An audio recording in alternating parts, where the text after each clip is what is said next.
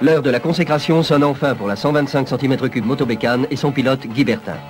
Ce dernier, entré à mi-championnat du monde à la place de Thierry Espier, victime d'une grave chute, effectue une fin de saison époustouflante. Le Savoyard remporte les Grands Prix de Tchécoslovaquie et de France. Désormais, la voie du succès est ouverte pour la 125 Motobécane et son pilote.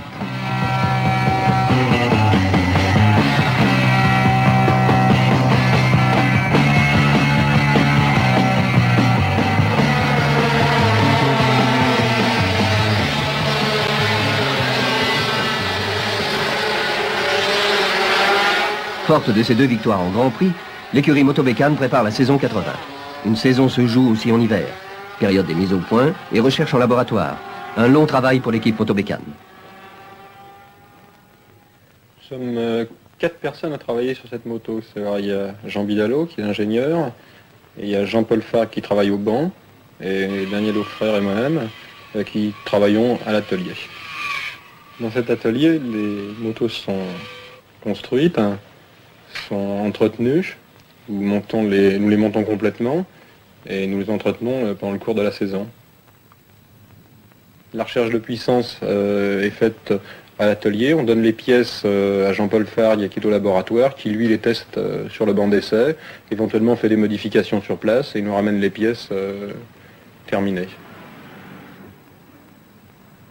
Nous sommes à l'intérieur du centre d'études et de recherche Motobécane et plus particulièrement devant la cabine d'essai où ont lieu tous les essais de recherche et de développement du monocylindre d'études de la 125 cm3 de Grand Prix Motobécane.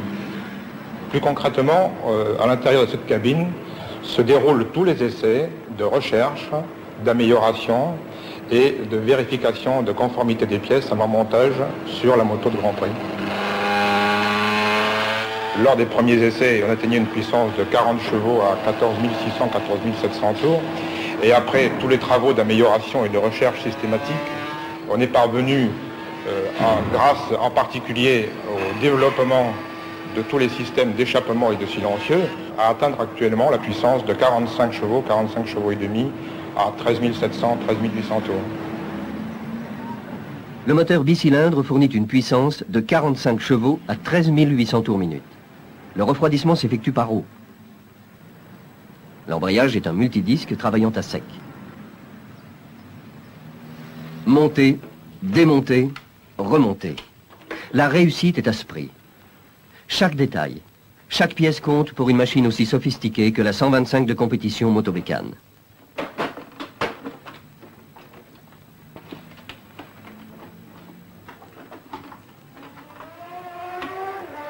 Le Mans, mars 1980, quelques semaines avant l'ouverture de la saison.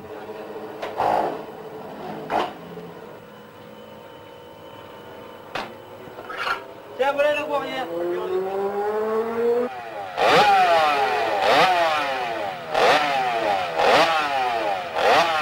Sur le circuit Bugatti, Bertin et les mécaniciens de l'écurie Motobécane se livrent à des essais de pneumatiques. Un technicien de Michelin contrôle ces opérations. Le choix des pneus est primordial. De lui peut dépendre l'issue de la course. L'équipe en profite pour effectuer d'autres mises au point. Amortisseurs, carburateur, embrayage notamment.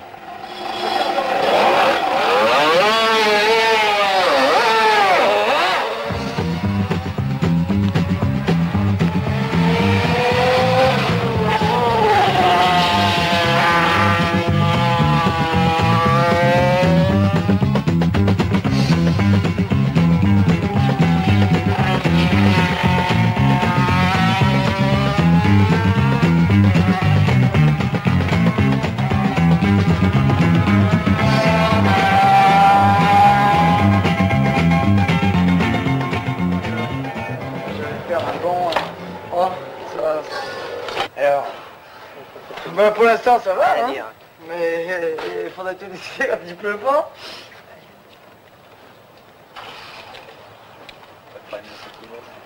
Hein? Non, non. Le seul truc, je crois, c'est que la roue avant, elle ne doit pas être très bien équilibrée parce que dans la ligne droite, tu vois la fourche dessous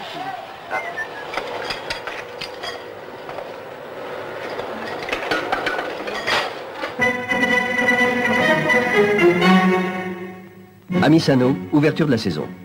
Le pilote de la Motobécane marque ses premiers points. Guy Bertin termine second derrière l'Italien Bianchi. Première déception. Bertin mène pendant toute la course malgré des problèmes de pneus. À 2 tours de la fin, il chute et doit laisser la victoire à Bianchi.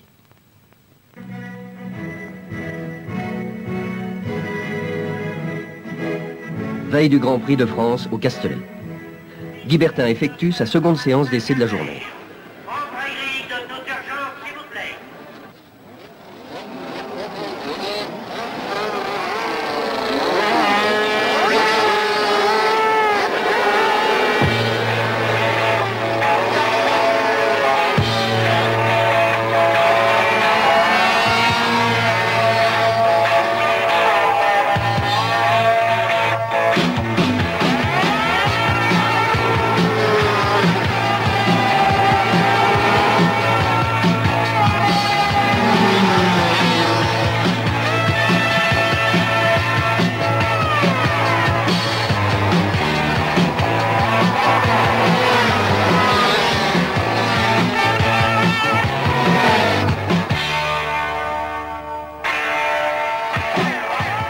Comme tous les pilotes, le Savoyard a droit la veille et l'avant-veille d'un Grand Prix à 4 séances d'essai d'une demi-heure chacune.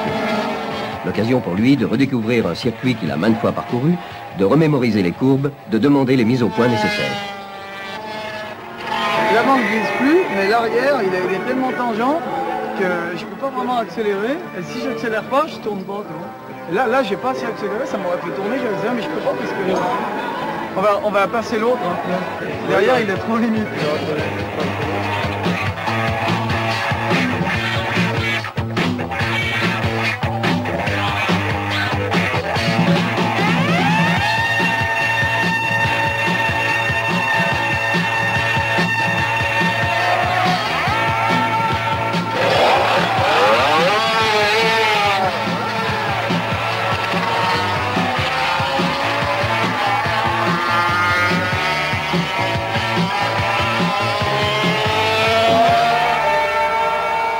Celle-là, c'est pas qu'elle saute, c'est qu'elle réagit vachement brutalement, tu vois.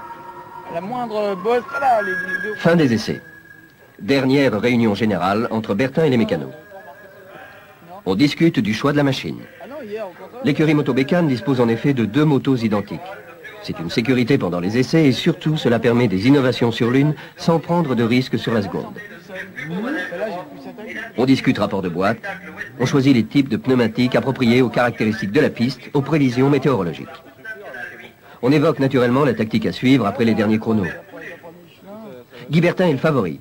Il devance Nieto de plus de 2 secondes.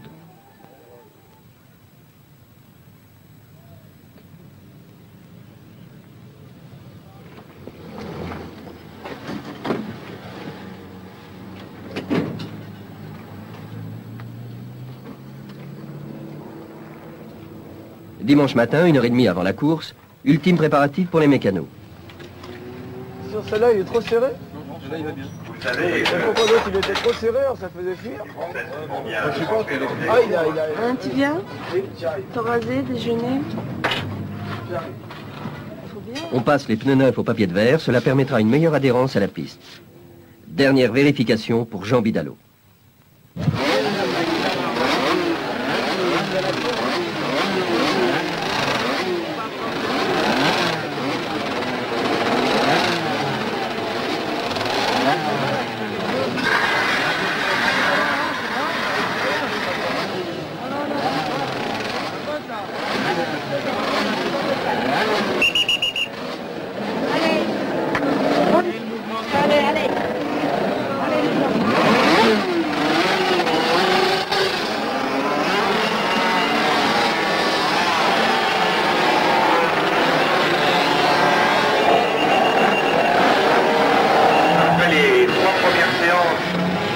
Aux concurrents de ce Grand Prix de France 125. Le meilleur temps est celui réalisé par Guy Bertin en 2 minutes 18 secondes 99 centièmes. Deuxième temps pour Pier Paolo Bianchi numéro 3, 2 minutes 22. La tactique de passer en tête et de faire la course en tête, ça ne vaut rien. Alors je vais attendre mon heure bien sagement derrière les premiers. Tout à l'heure sur le podium. D'accord. C'est bon? Merde.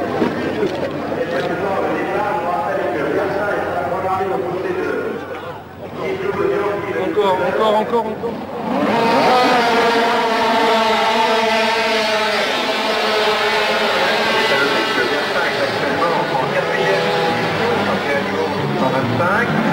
Quatrième position, il a le point marqué en Italie.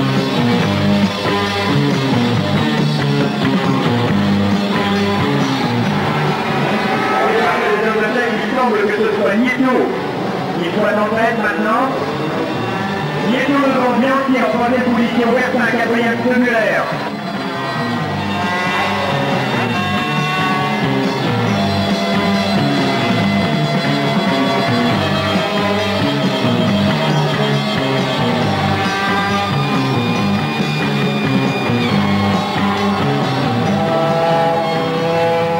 Ils étaient 4 tout à l'heure. L'un d'entre eux a quelque peu décroché. Il semble que ce soit Bruno Knöbüller qui soit un peu lâché maintenant. En tête, Pierpaolo Bianchi, pilote italien numéro 3 sur NBA. En deuxième position, le français Guy Bertin. Troisième, Angel Nieto, l'espagnol. Quatrième, le suisse Bruno Knöbüller. Cinquième, l'italien Marchetti.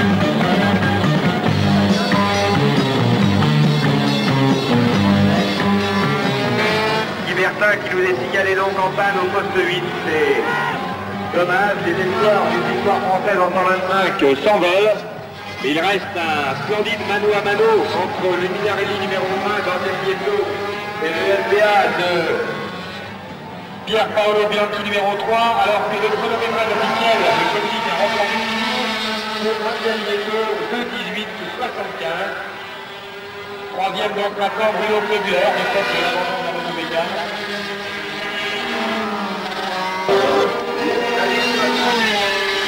Quand j'ai vu, j'ai cru qu'elle était dévissée, toi.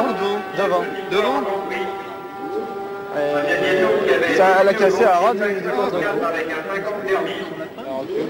C'est le roi incontesté des phoniciens. C'est la rotule qui est cassée ou l'écrou? La rotule, le filetage de la rotule qui est cassé à ras du contre-écrou de... un engueulage, on peut le prévoir. Malgré de brillants essais, Guy Bertin ne gagnera pas le Grand Prix de France 1980. Nieto va remporter l'épreuve.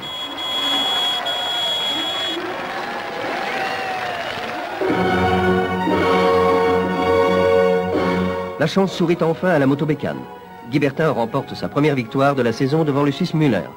Il prend la seconde place au classement général du championnat du monde.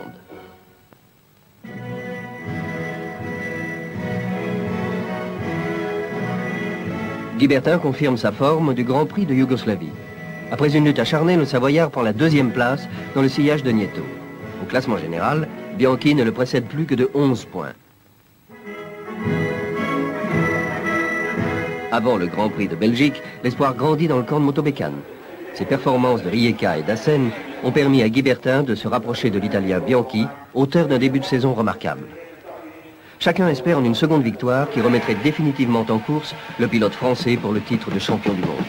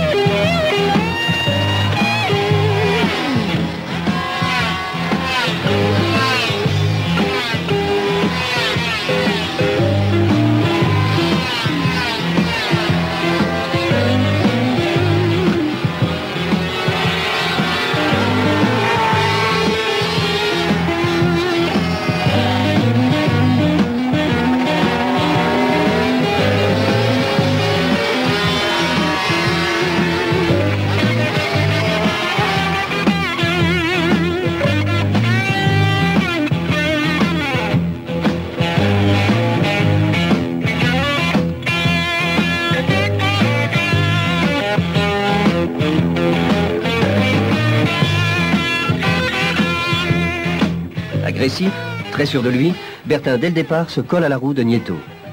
Très vite, les deux hommes creusent un écart important. Mieux, pendant près de la moitié de la course, Bertin prend le commandement avec une assurance qui semble s'affirmer au fil des tours.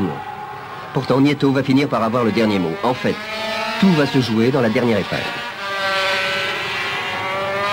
Vous savez comment je l'ai remonté? Mais je l'ai remonté à une demi-seconde par tour, une seconde. Et au dernier tour, je voulais lui faire à l'intérieur, je voulais essayer une fois là, j'ai dit bon bah ça marche, je passe devant pour pas trop qu'il me distance, on sait jamais, je voulais qu'il me redouble dans la ligne droite là-bas, puis le baiser au freinage, on arrive au freinage, il double bien vite au freinage, au moment où moi je vais doubler Nieto, il double, il me ferme la porte.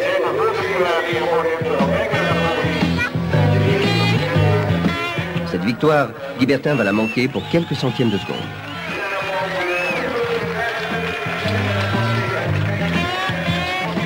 Sur le podium, Nieto, Bertin et Reggiani.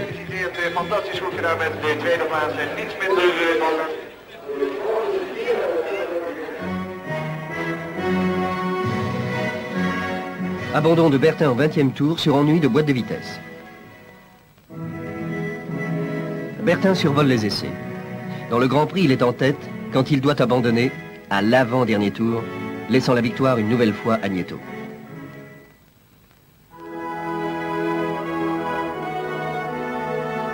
La malchance épargne Guy Bertin. Le pilote de la Motobécane renoue avec le succès en gagnant devant l'Italien Massiani. Dernière épreuve de la saison que la 125 Motobécane termine en trombe. Bertin signe sa 3e victoire et prend finalement la 2e place du championnat du monde, derrière Bianchi, mais devant Nieto.